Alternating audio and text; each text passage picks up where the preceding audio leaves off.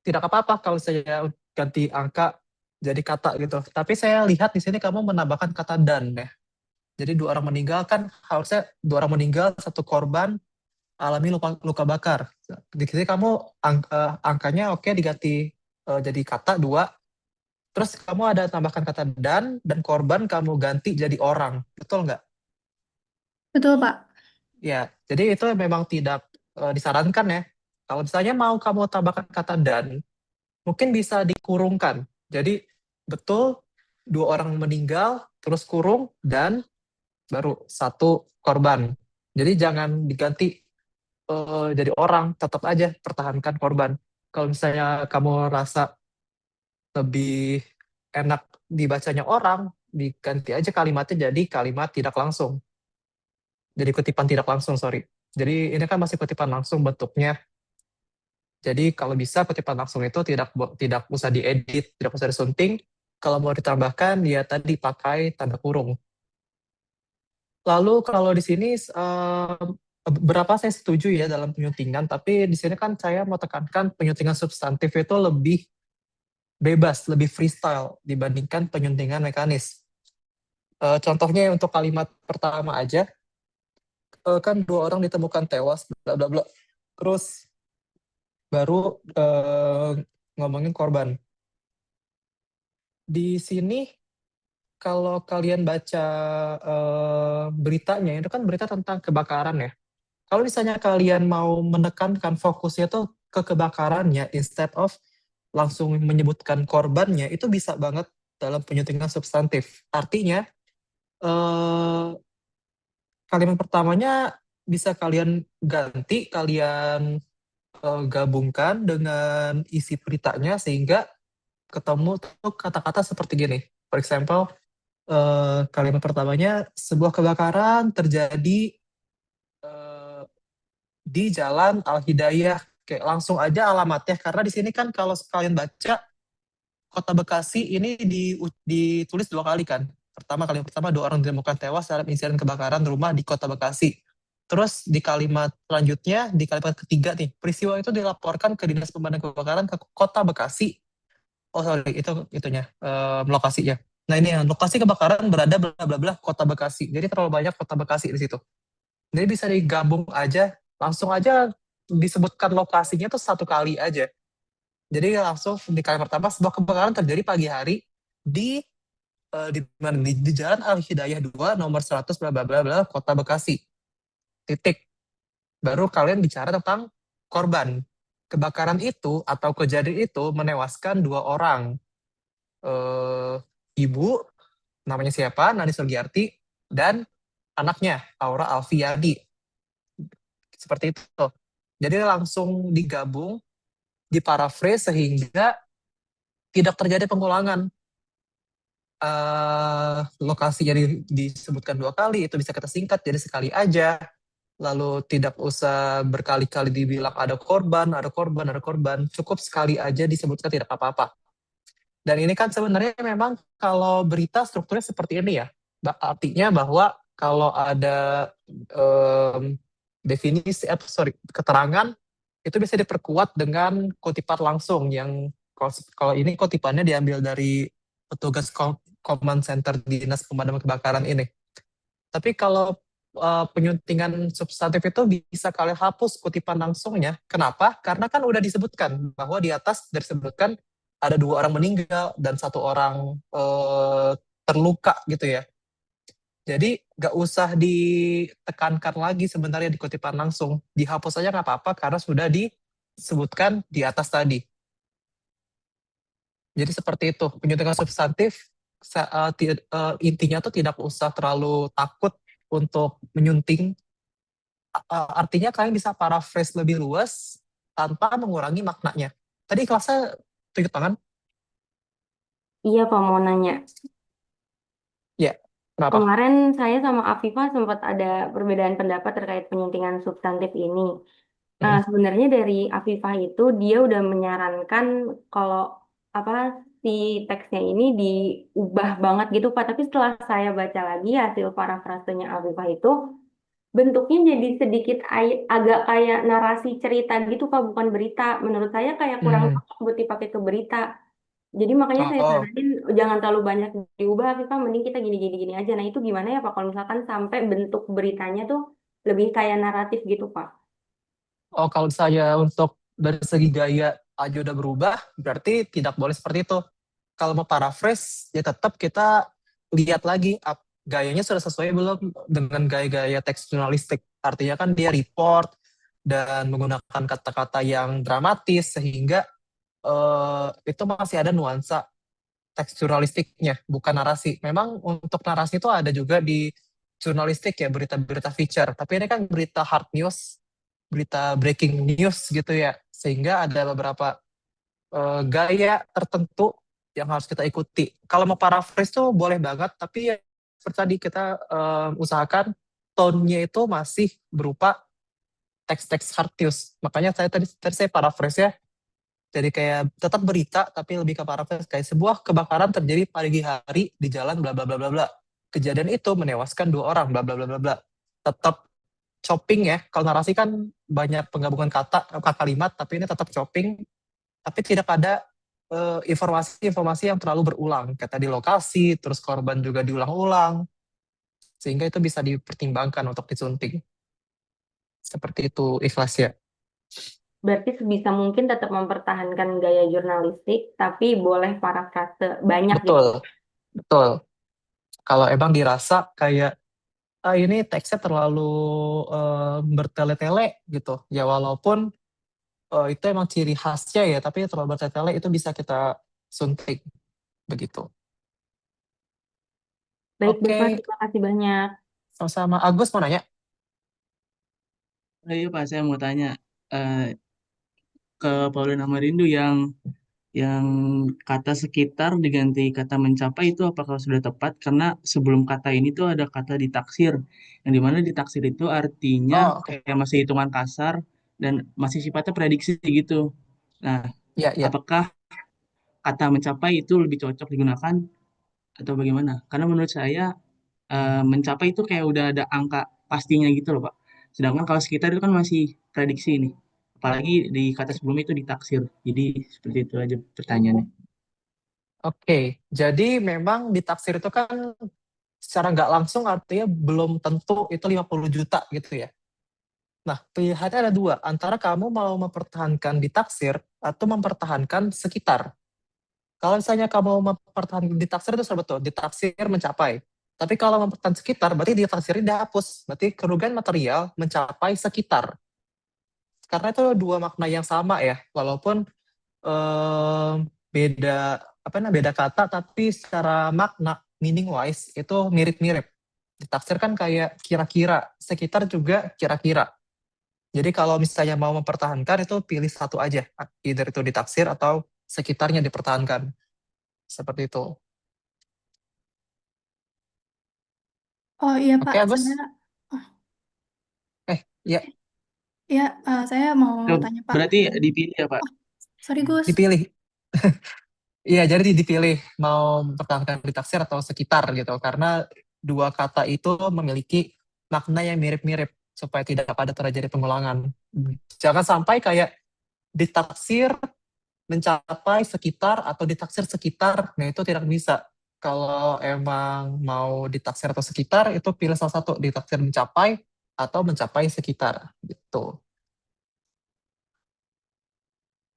Oke? Oke, Rindu tadi mau menambahkan? Enggak Pak, ini saya mau tanya. Ternyata saya baru tahu kalau misalnya di kutipan langsung ini bisa diganti karena saya kira tuh nggak bisa diganti. Saya tuh udah ngerasa kayaknya ada yang perlu diganti atau diubah gitu strukturnya. Makanya saya nggak mengubah pesannya, tapi saya cuma ganti pakai orang gitu. Jadi saya nggak berani ngubah banyak. Ternyata saya baru tahu kalau misalnya kutipan langsung tuh bisa diubah jadi kutipan tidak langsung gitu karena emang itu substantif editing. Itu aja sih Pak. Oh iya, Hmm, saya kira tadi kalau bilang diubah, tapi masih kutipan langsung, tidak seperti itu ya. Maksudnya diubah ke kutipan tidak langsung, boleh Tuh seperti Pak. itu. Hmm. Coba kalau tadi ya, kalau ada penambahan, kalau tadi kan kata dan itu kan lebih ke penekanan ya. ibaratnya kalau di terjemahan tuh linguistic amplification-nya ada amplifikasi di situ. Itu bisa kamu tambahkan kurung aja. 2 orang meninggal, kurung, dan 1 korban alami luka bakar. Seperti itu. Kalau memang tadi ya perubahannya tidak terlalu banyak, itu bisa ditambahkan tapi pakai tanda kurung. Terus yang saya mau tanyakan ini kenapa pakai Google Docs nih? Nggak pakai track changes? Apakah ada alasan? Sebenarnya ada yang pakai track changes-nya, Pak. Cuma saya nggak pegang filenya. Saya lagi ganti laptop. Maaf ya, Pak. Oh, Iya.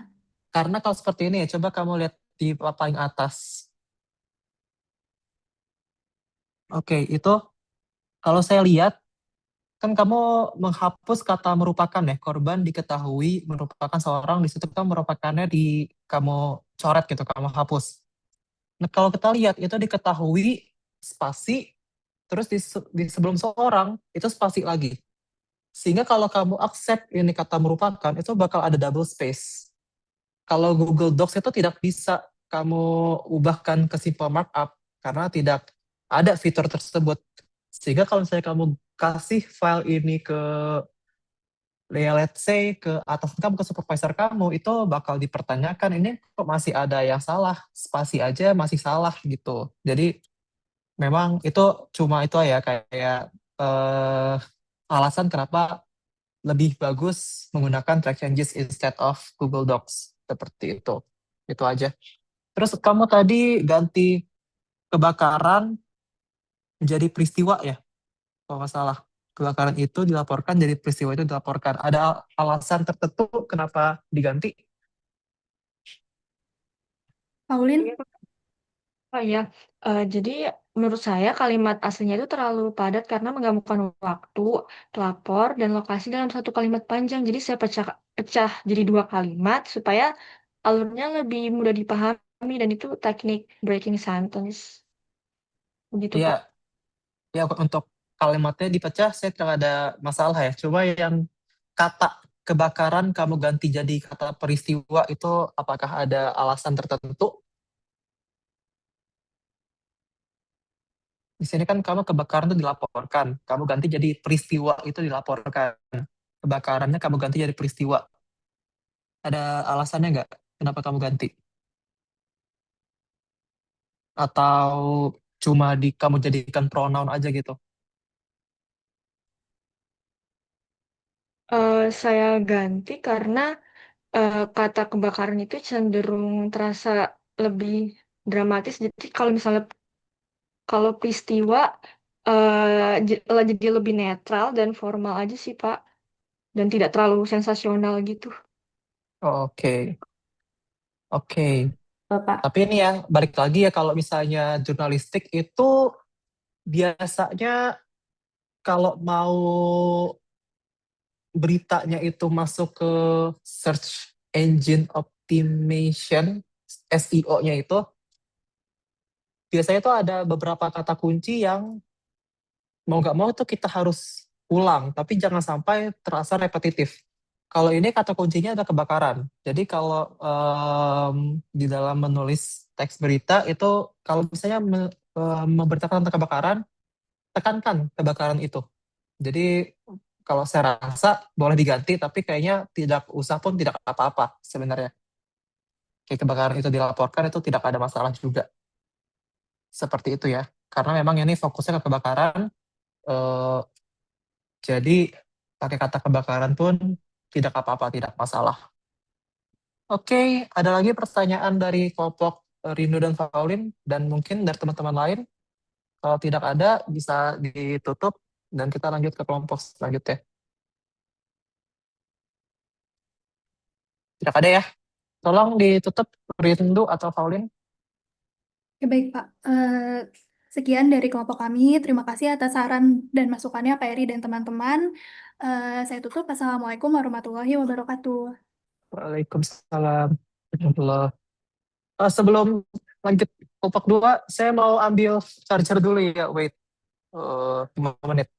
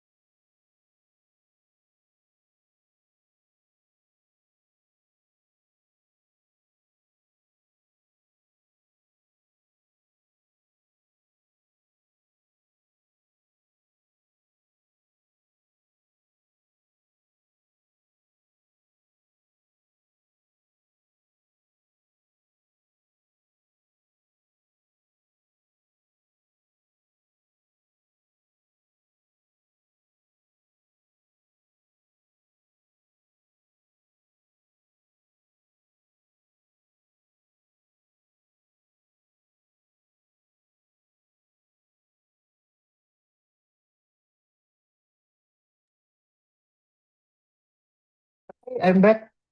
Langsung teks kelompok 2, silahkan. Maaf, Sorry, langsung di teks 2. sini lagi azan dulu. Oh, masih azan. Oke, tunggu. Kamu emang di mana? Di sini ada dari tadi azannya. Di Depok kan?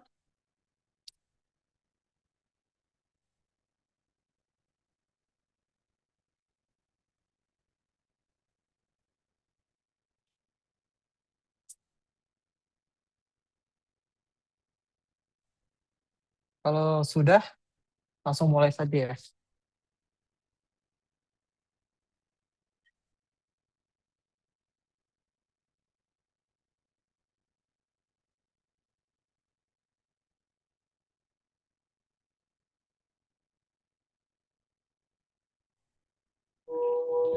Assalamualaikum warahmatullahi wabarakatuh. Pak, sebelumnya izin info, saya Nadine sama Aura lagi ada di satu tempat, jadi kita pakai satu device. Oh, oke. Tidak apa-apa. Oke, baik. Akan saya mulai. Sebelumnya, eh, di pertama ini ada kalimat seorang wanita lanjut usia atau lansia berinisial RK tahun 23 di Kota Tomohon, Sulawesi Utara atau Sulut, tewas dalam tragedi kebakaran penginapan atau homestay miliknya. Nah, penginapan sama ataunya tuh kita coret, Pak. Kita hapus. Jadi cuma kebakaran homestay miliknya karena kan homestay itu penginapan. Pakai atau apa ya? Kayak boros aja gitu loh. Jadi kayak bacanya ngeblibet gitu. Terus di kalimat selanjutnya juga ada 2 tamu homestay juga ditemukan tewas. 2 tamu homestay. Homestaynya kita coret. Kenapa? Karena menurut saya tamu sendiri itu sudah menjelaskan bahwa orang itu adalah tamu di homestay tersebut gitu. Pasti mereka menginap atau membeli, berkunjung atau apapun itu di homestay tersebut. Jadi menurut saya homestay-nya nggak perlu dipakai untuk keterangan lagi karena sudah jelas di awal udah di-mention juga kan itu tuh di homestay, latar belakangnya itu di homestay gitu. Lalu berikutnya itu peristiwa itu terjadi di homestay. Peristiwa itunya kita ganti jadi kebakaran karena kan ini peristiwa kebakaran ya. Peristiwa itu biar clear aja gitu. Jadi kebakaran terjadi di homestay seperti itu. Lanjut akan dijelaskan oleh Aura. Oke, baik. Nadine, terima kasih. Di sini ada kalimat korban RK ditemukan di lantai 2 homestay, sementara korban EP dan BW ditemukan di kamar mandi homestay. Di sini korbannya kita coret langsung to the point ke RK-nya, karena kalimat sebelumnya juga udah dijelasin bahwa ada 3 korban, jadi langsung menjelaskan inisialnya aja. Dan ada kata homestay-nya juga ditemukan di lantai 2 homestay, terus di ujung juga ada kamar mandi homestay. Itu menurut saya tuh boros karena sudah tahu juga latar belakangnya tuh di mana. Jadi kita lebih ke untuk mengefisienkan kalimat, jadi kita langsung di lantai 2 dan di kamar mandi aja. Lalu ada kalimat api mulai ditangani pukul 17:03 WITA dan selesai penanganan pukul 21:05 WITA. Di sini selesai penanganan itu diganti menjadi berhasil dipadamkan agar lebih jelas. Jadi api ini kan mulai ditangani dan berhasil padam itu pukul 21:05 WITA. Dan ada kalimat juga sebanyak 3 unit damkar Tumohon, 2 unit damkar Pertamina. Dannya ini kita ganti serta. Lalu di sini ada water cannon-nya juga. Kita itu sempat cari juga dia itu pengejaannya sudah benar atau belum. Lalu kita cek juga di sini ada di kumparan pengejaan dan cetak miringnya itu salah dan ada harusnya cannon-nya ini ada double N-nya. Seperti itu, Pak. Terima kasih. Thank you untuk kelompok Aura dan Nadine. Untuk kelompok lain, apakah ada masukan atau mungkin sanggahan? Oke, kalau saya Bapak. lihat di sini. Iya, Oh, siapa yang mau? kalau Savana, oke. ya Savana, kalau kelompok saya iya saya sama Siva. Kan ada beberapa penyebutan gitu ya kayak ada damkar, terus lab 4 gitu. Itu saya jelasin keterangannya gitu karena dia ada beberapa kali disebutkan damkarnya ini. Nah, saya kasih keterangan di awal kayak pemadam kebakaran gitu karena di bawah-bawahnya tetap saya pakai damkar gitu. Itu gimana, Pak?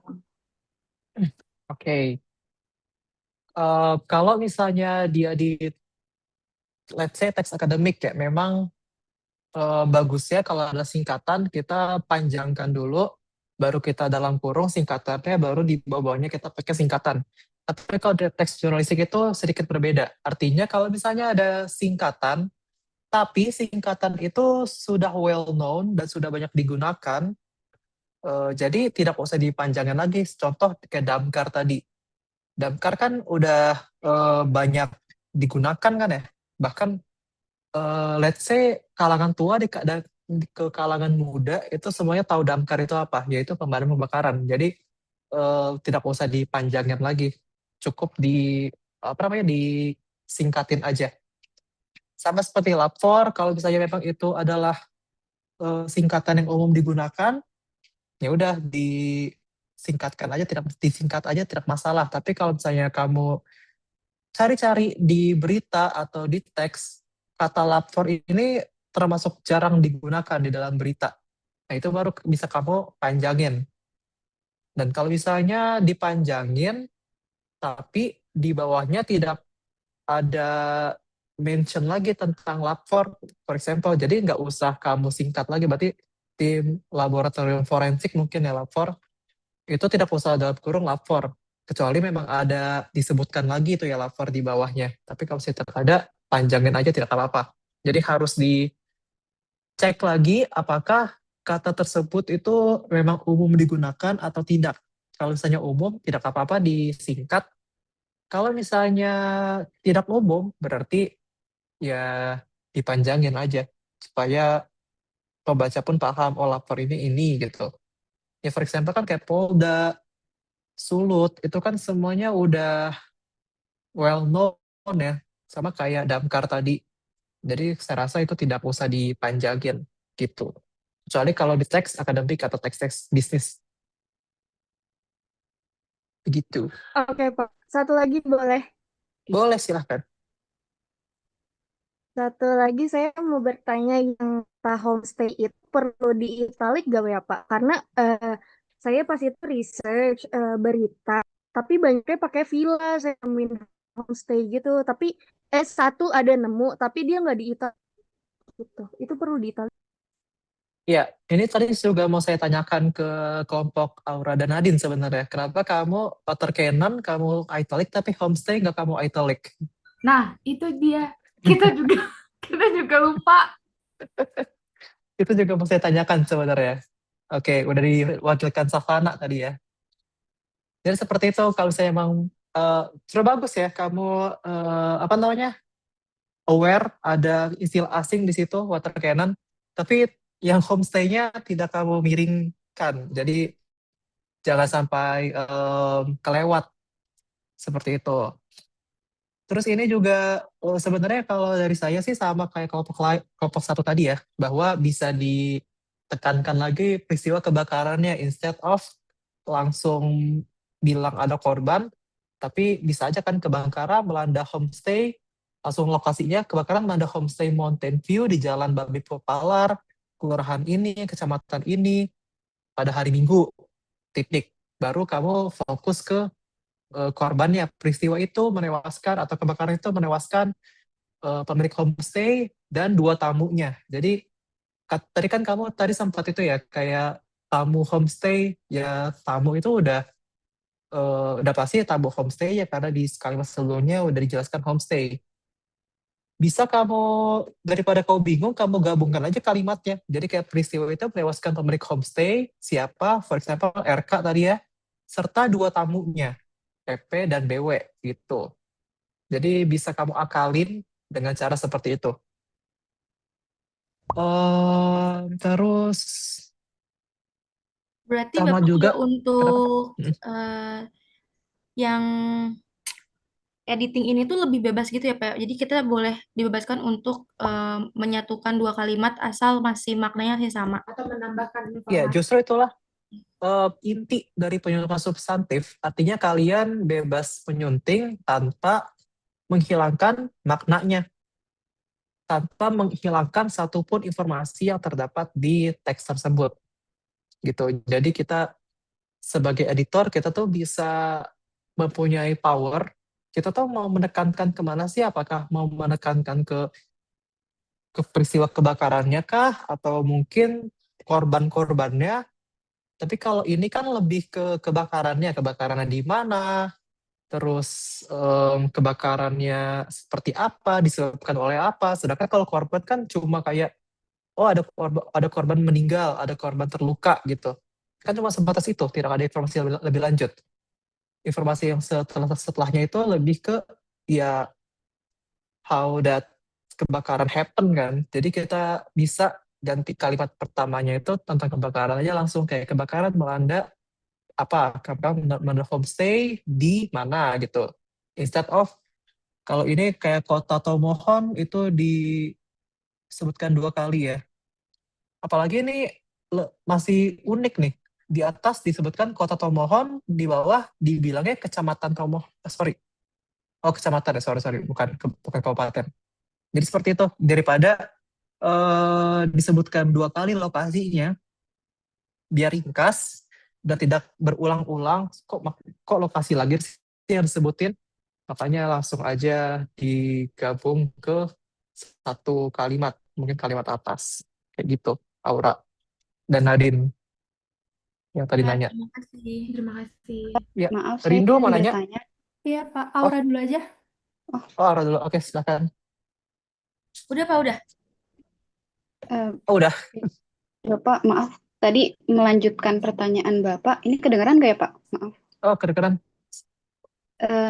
Ini kalau ini dengan substantifnya lebih ringkas atau penambahan, kan yang saya tahu juga kan penyebutan penambahan ya Pak.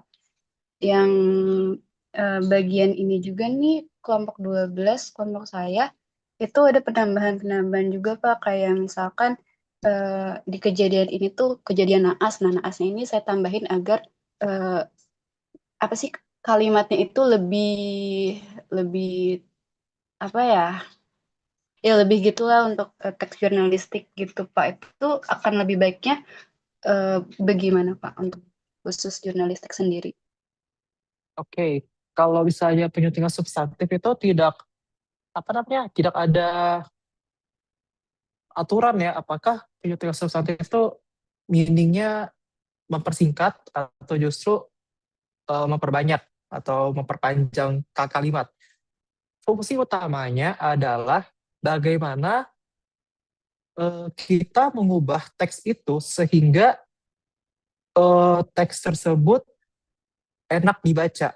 Itu adalah mindset kita. Kalau misalnya tadi menambahkan kata naas, kalau itu untuk menambah unsur dramatis, itu tidak apa-apa, diperbolehkan. Asalkan tidak diulang-ulang. Kayak naas, naas, naas, naas, itu tidak diulang-ulang. Nah, itu baru salah. Dan itu kan kalau naas lebih ke apa ya, pemilihan diksi kan ya. Tapi itu masih mekanis. Kalau saya substantif tuh, ya kita mengubah struktur kalimat, semuanya itu kita ubah, kita paraphrase, sehingga kita tuh sebagai editor punya kontrol, ini tuh teks ini kita mau fokuskan kemana. Kalau seperti tadi, kalau fokus ke korban, ya udah tentang korban kita tekankan. Kalau saya fokus kebakaran, kita fokus ke kebakarannya. Terus kalau misalnya lokasi, tadi saya bilang lokasi kalau saya disebutkan 2 kali, itu bisa digabung ke satu kalimat saja.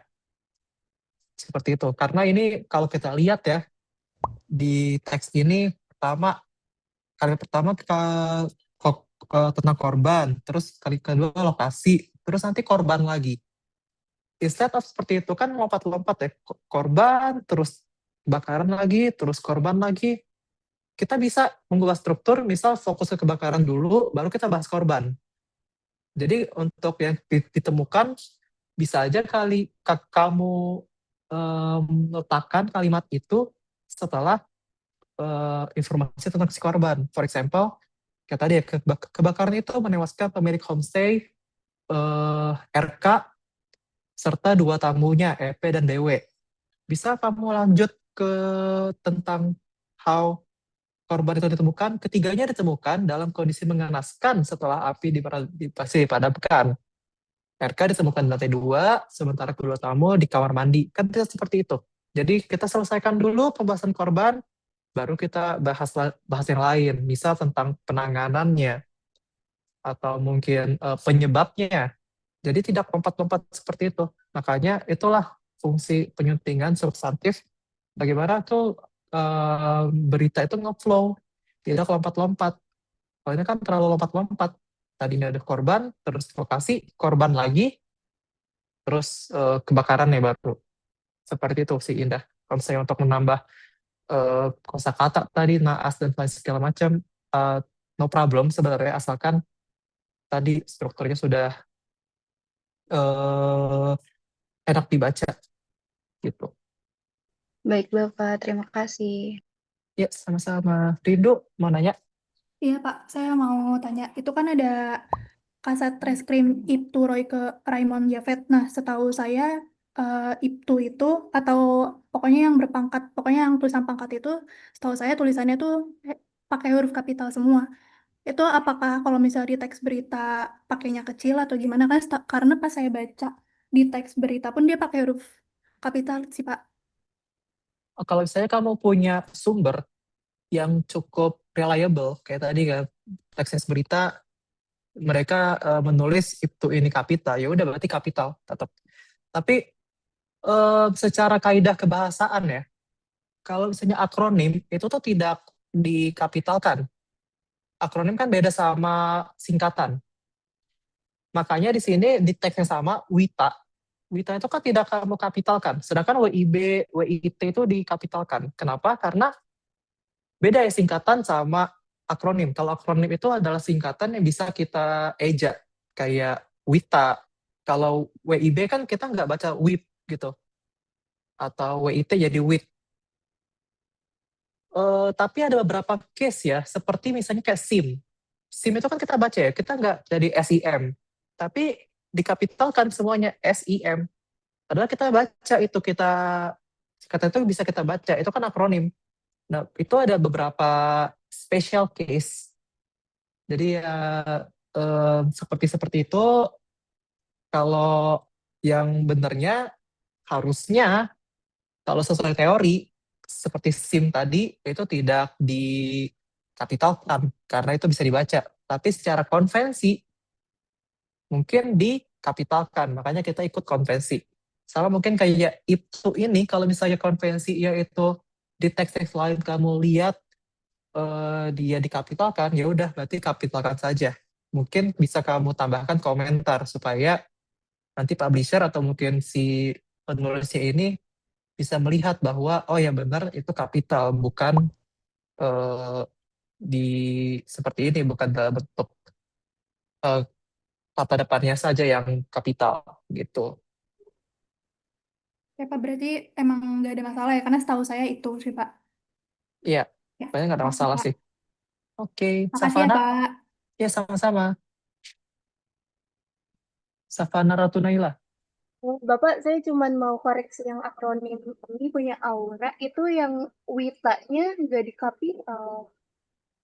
Iya, karena tadi WITA itu sama kayak special case tadi kayak SIM. Kalau SIM harusnya tidak kapital, jadinya kapital. WITA juga sebenarnya. Jadi kalau WITA, kalau saya lihat ya, ada perbedaan antara KBI dan PUEBI dan EYD. Kalau di KBBI, kalau nggak salah dia seperti ini penulisannya, W-nya aja yang kapital. Sorry. Tapi kalau di PUEBI itu dia kapital semua. WITA itu kapital. Nah, bagaimana kita menentukan apakah WITA itu kapital atau enggak? Mungkin secara kaidah ini sudah betul. Tapi secara konvensi, apakah redaksi kalian biasanya menulis WITA itu kapital atau tidak? Dan kita cari lagi konteks ya, teks-teks yang lain. Apakah WITA itu biasanya diterjemahkan kapital, kok diterjemahkan, ditulis kapital atau enggak? Tapi kalau misalnya seperti ini tidak masalah juga, karena tadi ada beda antara KBI dan PUEBI. Seperti itu. Tapi kalau amannya sih ya, biasanya menyesuaikan ya, WIB, WIT kan kita kapital. Harusnya WITA juga kapital juga, WITA. di Kapital juga. Cuma kalau seperti ini sebenarnya tidak ada masalah juga gitu. Makasih, Pak. Ya, sama-sama. Ikhlas ya? Bapak, saya ingin bertanya ini terkait penulisan kutipan langsung. Ini kan emang dari Bapak bentuk teksnya full utuh teks gitu ya, Pak. Tapi kalau yang saya tahu dan emang ada di teori penulisan berita itu, kutipan langsung itu harus berdiri sendiri terpisah dari paragraf deskriptif atau penjelasan lainnya. Nah, tapi Mhm. kalau emang dari teks beritanya tuh utuh begini, kita perlu misahin dia atau biarin aja sih Pak dia gabung sama paragraf? Oke, jadi ini memang untuk sekarang saya tidak meminta kalian untuk itu membagi ke paragraf-paragraf ya, tapi memang kalau kutipan itu biasanya paragraf baru. Sama halnya seperti teks juga, di berita online, jangankan kutipan, tapi mereka tuh kayak satu kalimat satu paragraf, satu kalimat satu paragraf. Kenapa? Supaya kita sebagai pembaca enak nge-scrollnya. Makanya kalau kalian lihat struktur teks berita online sama di koran-koran jelas berbeda. Kalau koran kan lebih bentuknya paragraf, satu paragraf itu ada beberapa kalimat. Tapi kalau di berita online itu dia satu kalimat satu paragraf, satu kalimat satu paragraf supaya tadi lebih ke user experience-nya.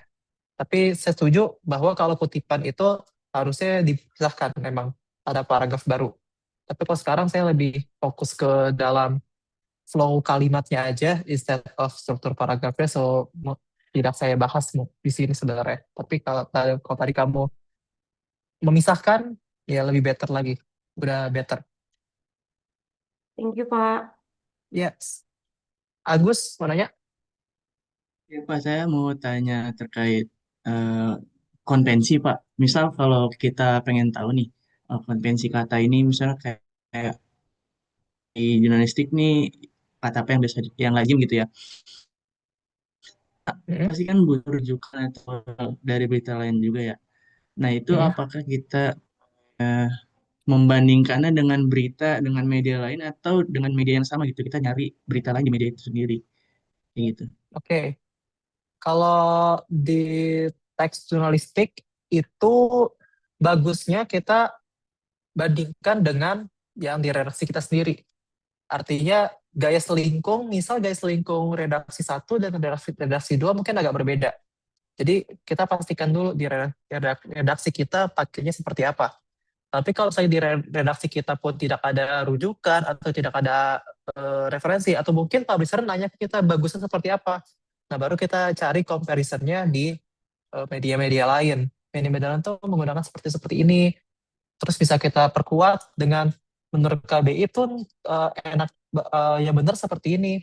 Akhirnya mereka kan secara gak langsung membuat gaya selingkung baru berdasarkan hasil masukan kita. Jadi tadi kalau misalnya gaya selingkung mereka udah ada, ikutin. Tapi kalau misalnya tidak ada, baru kita compare ke media lain. Gitu. Oke, berarti membandingkan ke media kita sendiri dulu nih, gitu ya, Pak? Iya, betul. Betul. Masih, Pak. Sama-sama. Ada lagi bertanyakan? Ini baru teks 2 ya, oh my God. Oke, if there's no Ini saya question, sudah cukup atau gimana? wait. Hmm.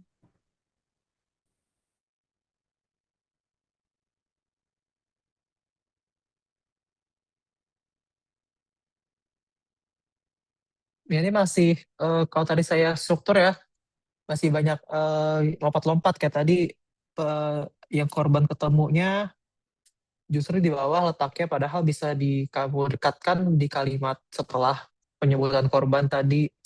Dan juga yang tadi sama seperti kelompok pertama, di mana teks langsung di sini dirasa tidak penting karena di atas kan udah dijelaskan ada 3 korban kan, satu pemilik dan 2 tamu, jadi nggak usah ditekatkan lagi di kutipan langsung. Tapi kalau kamu mau mempertahankan bahwa yang mengkonfirmasi itu adalah si kasat reskrim ini, bisa kamu gabung di atas bahwa kayak kebakaran itu menewaskan pemilik homestay bla bla bla serta 2 tamunya A dan B, berdasarkan konfirmasi oleh siapa kasat reskrim itu. Bisa seperti itu. Jadi nggak usah diulang lagi menggunakan kutipan langsung maupun kutipan tidak langsung. Kayak langsung aja digabung di dalam satu kalimat. Seperti itu sih. Oke, baik, Pak. Terima kasih. Soalnya kalau yang editing yang mekanik itu kan lebih bener-bener gak seleluasa itu untuk Ya, iniin ya, Pak. Jadi kayak tadi masih berpaku ke itu sih. Jadi kalau misalkan belum tahu banget kalau emang harus bisa digabungin gitu. ya, Biar nggak boros aja. Terima kasih, Pak. ya, sama-sama. Jadi karena ini masih awal-awal ya, jadi mungkin belum pada berani untuk menyunting sebanyak itu. So it's okay. Nanti Ya, mungkin kalau kita kata Raden akan masih malu-malu. masih malu-malu. Ya nggak apa-apa. Nanti akan belajar lagi ya untuk menyunting. Oke, thank you tim Aura dan Nadine. Next kelompok siapa tadi ya yang dapat?